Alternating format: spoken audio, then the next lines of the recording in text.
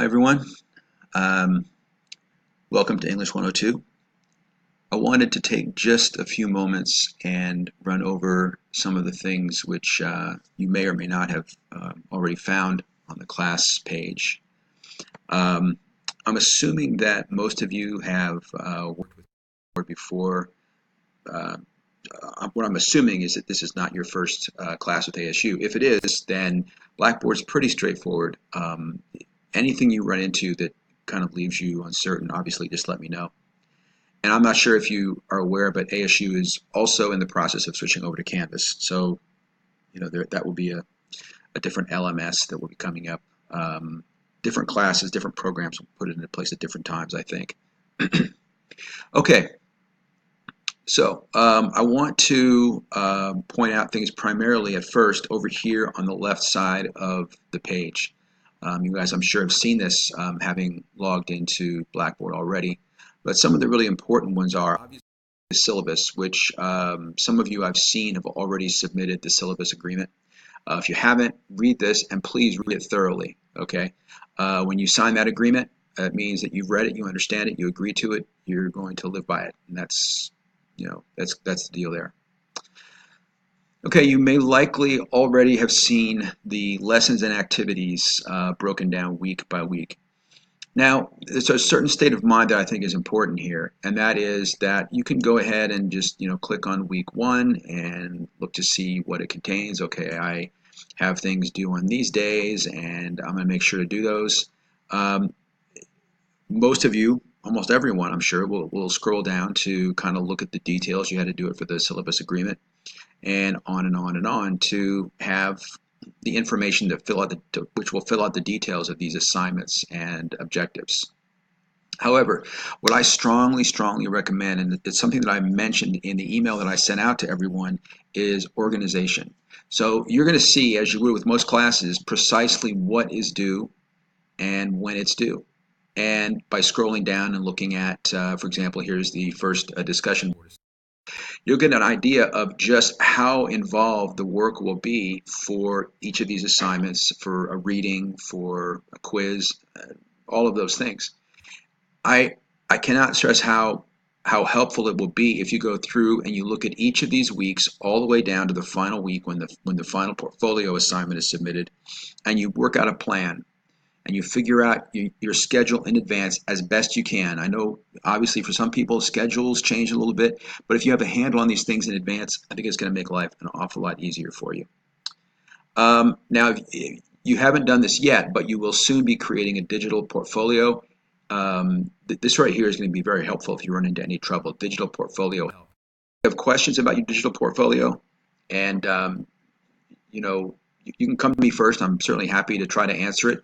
But there are certainly instances in which students have difficulties with the digital portfolio, and that the level of detail and expertise is beyond me. So I'll refer you back to this. Okay, the helpful resources here, research sources, research resources, ASU Library, Ask a Librarian. You'll learn a little bit about that. Getting started, very, very important. The ASU Writing Center is another important resource available to you to help kind of shore up your work before you submit it. If you run into any problems with Blackboard, clearly this is the place right here where you'll check. Okay. Now I mentioned the group blog, and I'm going to click on it here. Now, if you're watching this, you obviously found it. I have not yet posted this video up there, but I will be soon. I'm going to encourage you. It's very important to be checking in with the group blog on a weekly basis. I'll be posting information, a lot of videos, because I find that's the quickest, most efficient way to get information across to you. I can use what's on the screen in this screencast video to kind of point things out. Please watch those, because there aren't any that I'm putting up there just because I'm looking for something to do. All of them are intended to help you with a specific part of the class.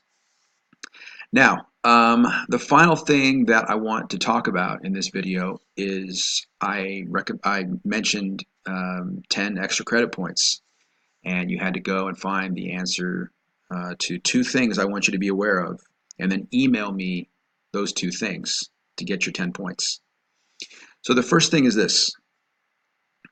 You must, in all cases, and this is in the syllabus, so this isn't anything, that's not already around, but, in case you missed it, you must always use your ASU issued email to contact me. I cannot, by federal law, FERPA is what it is, FERPA, and it has to do with student privacy. You can read it on your own if you wish. But if you send me an email from an address that is not your ASU issued email, I will not be able to respond to that email. Okay, and one of the things that comes up sometimes is students will have their ASU issued email forwarded to a more convenient email address, and an email will go to your more convenient email address. You'll see it. It'll be from me. It'll be something you need to respond to. You'll send an email out. But what happens in most instances is that will be coming from your more convenient email and not your ASU issued email. So if you want to do that, that's fine, just to see that an email has come in. Whatever you need to do, however, to make sure that you're sending an email from it's your asu.edu email, do that. Okay, save yourself a lot of time in getting a response or getting information to me. Okay, the second thing is that the email is the only way that I have to reach any of you.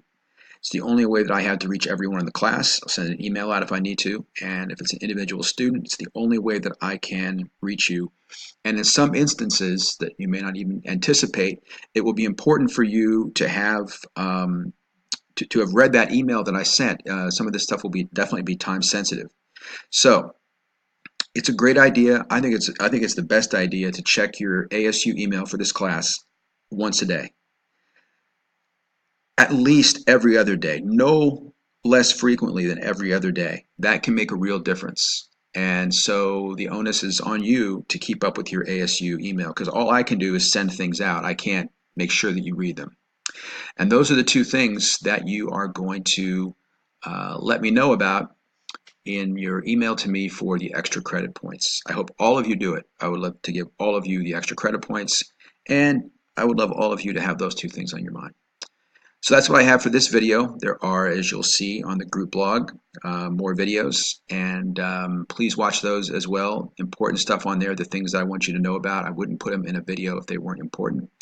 And so check in with those.